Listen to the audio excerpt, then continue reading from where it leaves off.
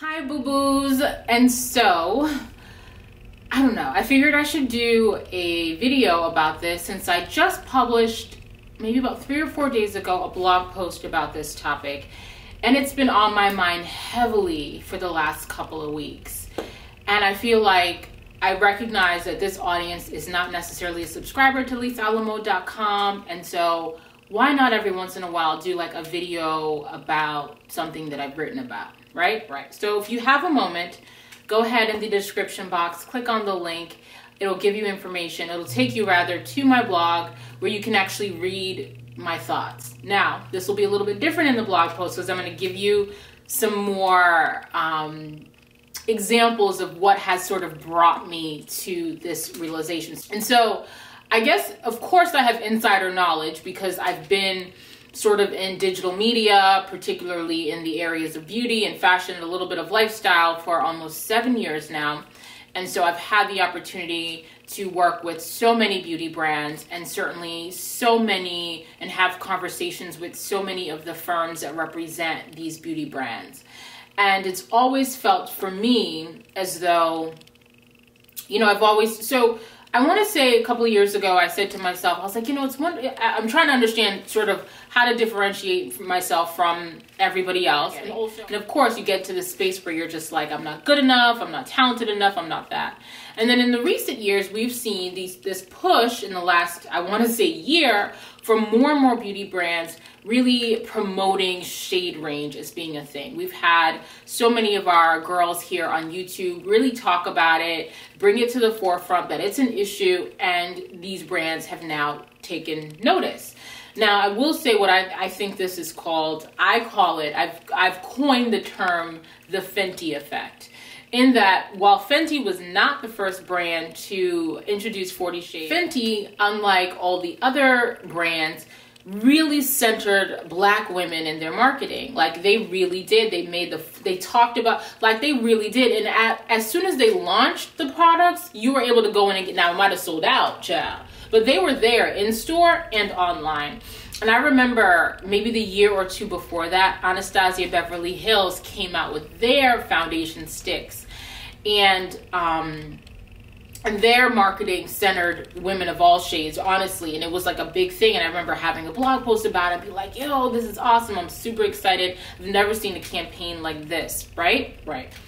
But you were hard pressed to find, literally, probably it took about 6 or 8 months after the product launched that I was actually able to go into a store and buy that foundation. Ultimately, I ended up ordering what I thought would be my color online. And what ended up happening is it just never, like, it was not actually my color. Like the undertone was off, and ain't nobody trying to buy 3 different colors and deal with online returns. I don't like online returning at all. I couldn't find them in store. I went to Macy's, I went to Ulta, I went to Sephora. None of the shades were not in stock, right? So Fenty was different. And so I think brands took note of that, and more and more you're seeing all these brands coming out with NYX, Maybelline, L'Oreal, I think, is just about to launch one.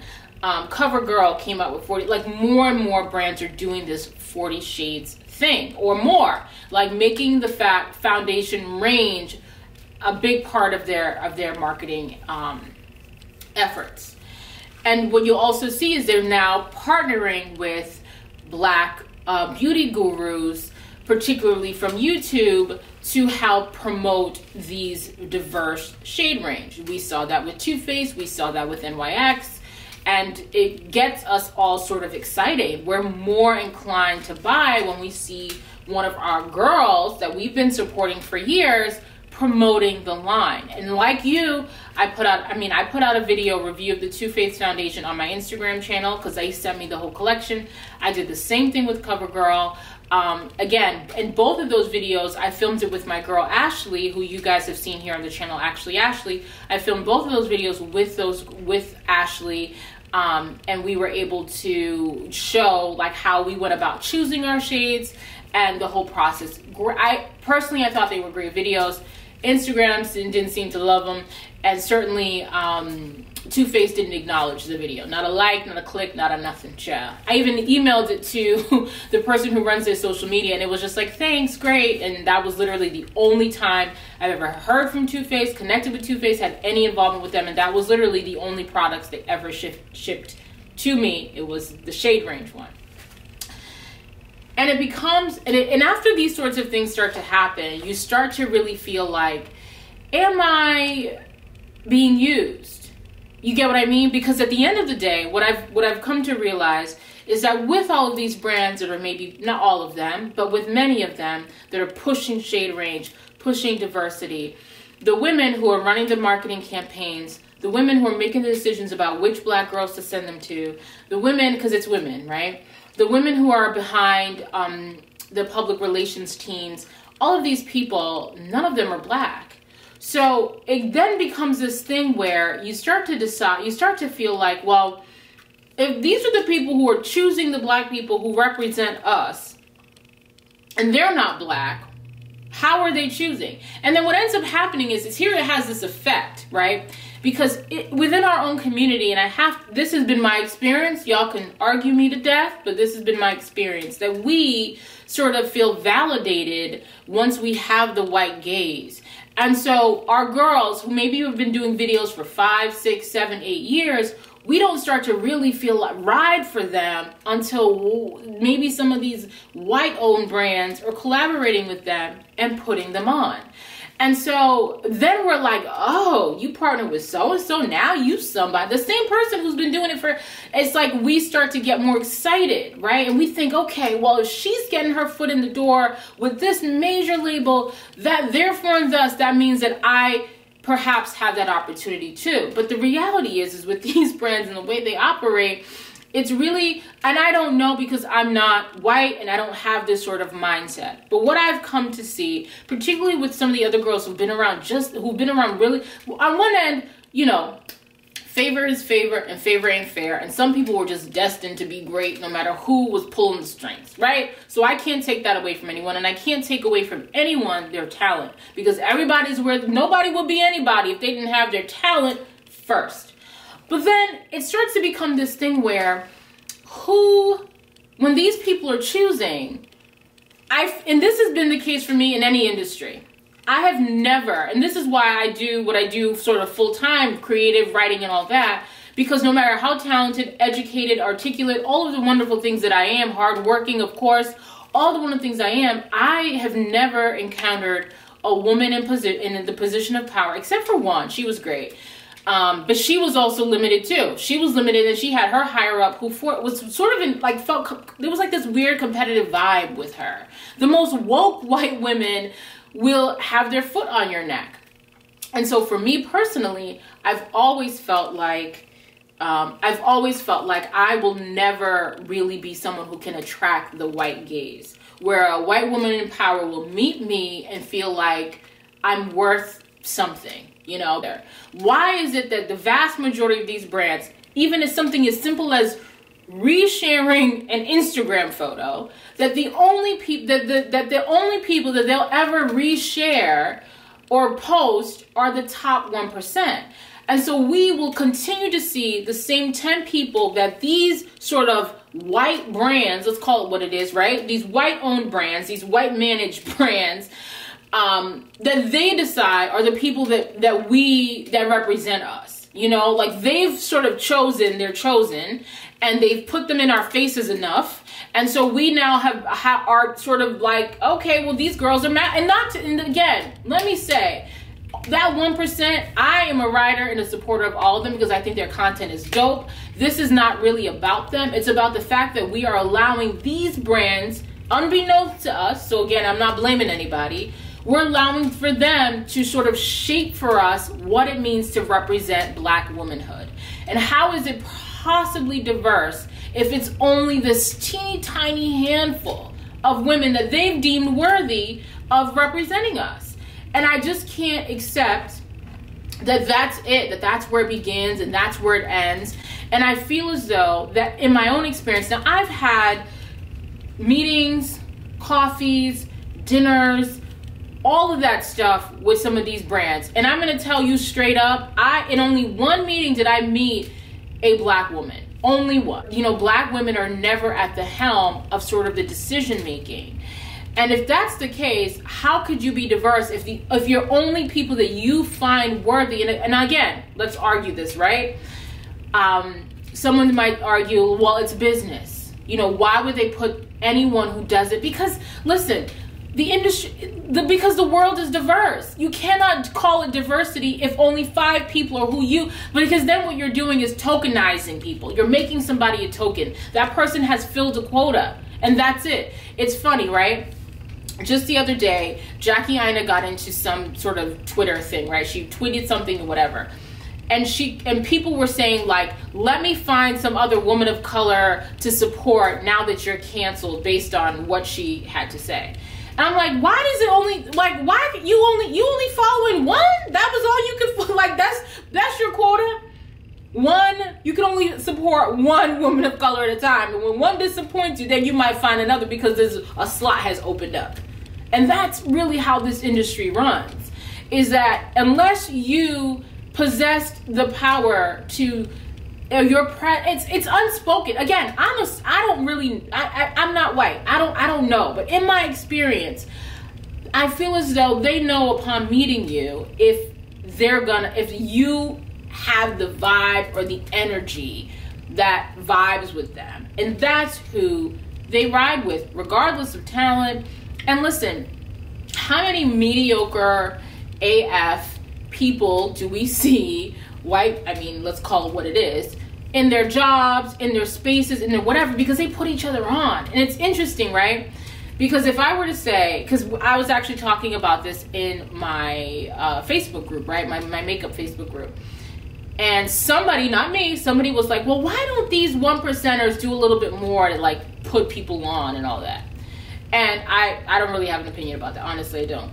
And then somebody comes in and they're like, well, actually, I kind of do. I don't know, whatever. And then somebody comes in and they're like, well, no, another black woman, well, no, that's being entitled. That's, at blah, blah, blah. But I'm saying to you today that other cultures have no problem, regardless of competency, putting each other on. And we are more than competent. Let me tell you, we already know we are magical and that we have to, in order for us to get a fraction of whatever the hell they have, we have to be damn near perfect. Hello? So the argument that we should not support one another off the strength of us just simply being black, I just can't support it.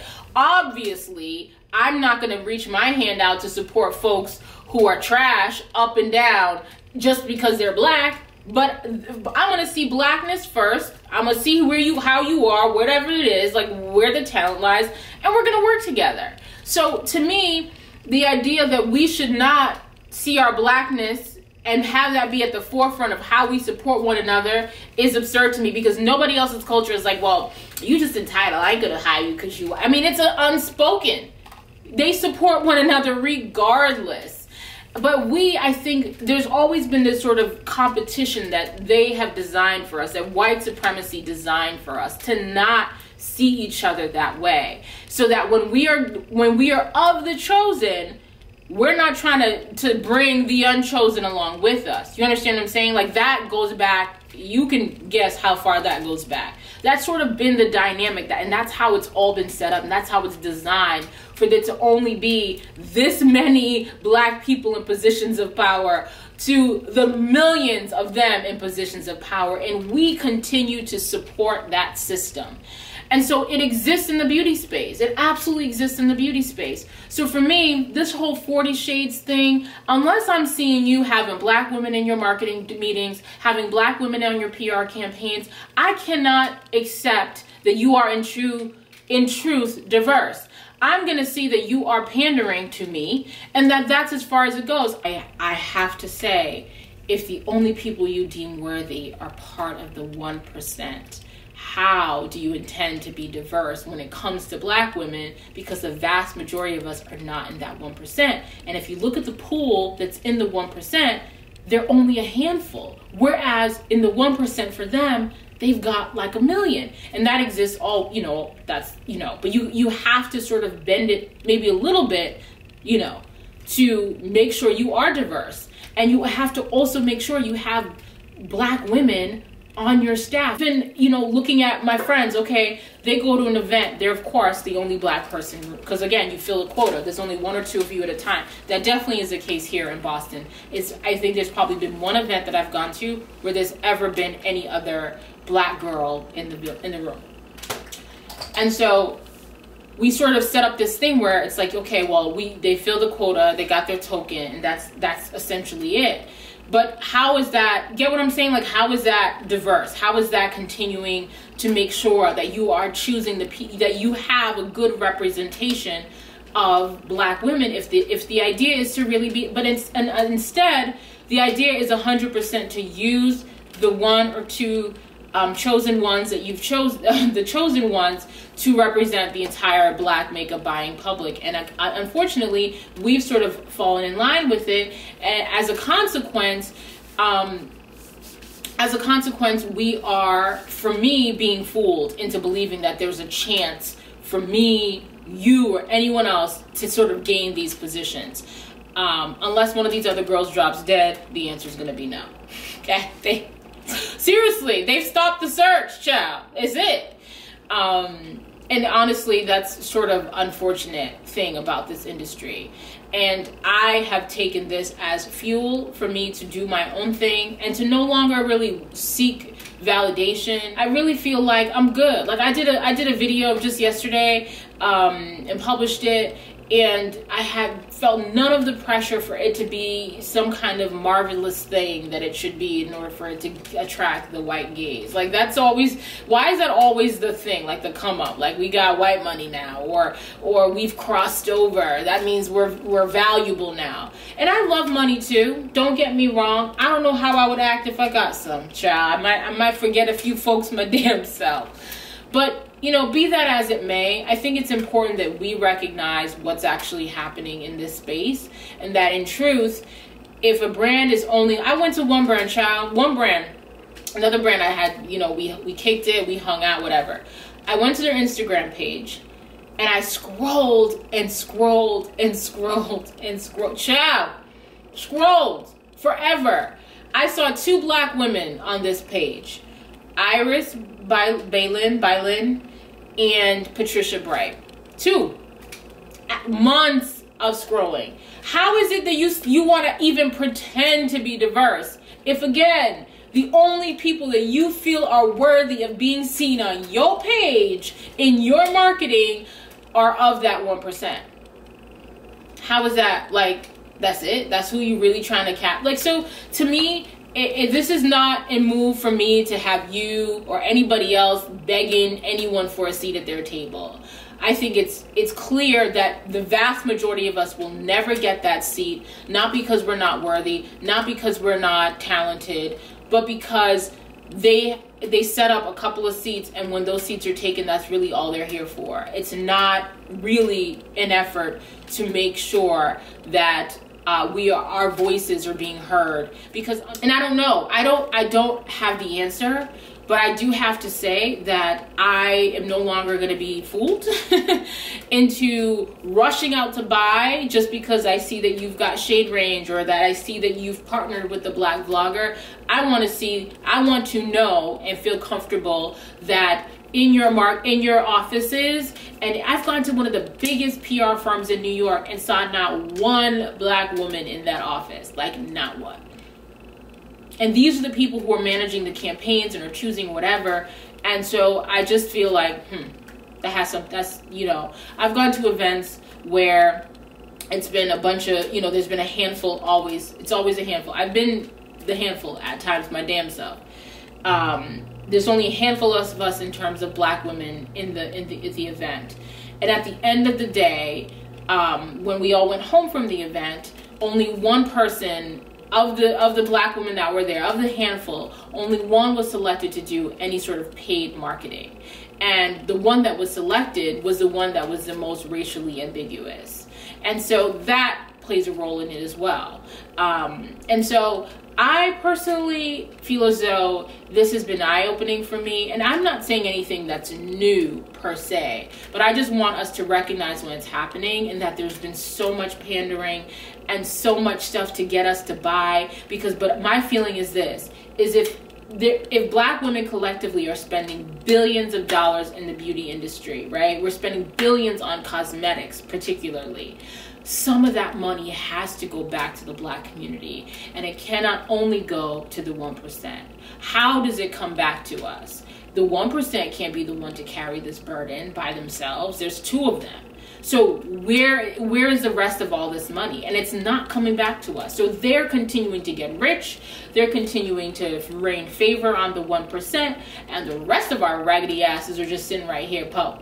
So there has to be something said about that. You get what I mean? Like, there has to be, for us, an awareness. So to me, this video is not about begging them for a seat at the table. They ain't gonna give me a seat at the table, child. They made that clear, child. I ain't never gonna get no raggedy seat, and that is just fine with me. And I'm going to 100% continue to build and do my own thing without feeling as though I have to have the acceptance of these people to continue on. And I'm also being very, very cognizant and aware of the brands who truly work hard to be inclusive. And a lot of the brands that you think are not.